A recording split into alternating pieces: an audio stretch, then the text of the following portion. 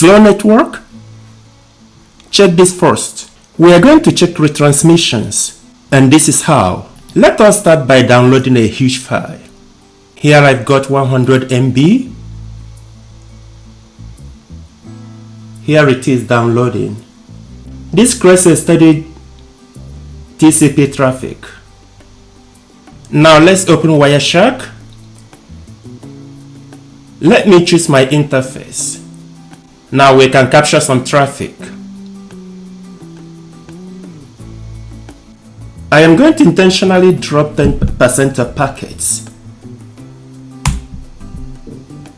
Finally, we are going to check the retransmissions. First of all, let us stop the Wireshark from gathering packets.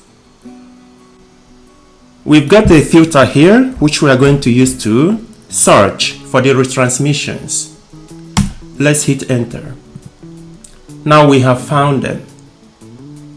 We've got so many retransmissions here.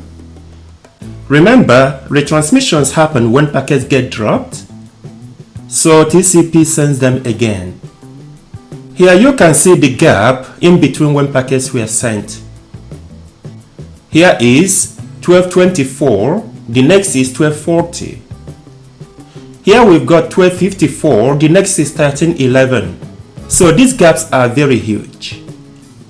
This is how you can easily troubleshoot retransmission using Wireshark. I hope this has been helpful. Can I ask you to please subscribe to the channel, to like and to share?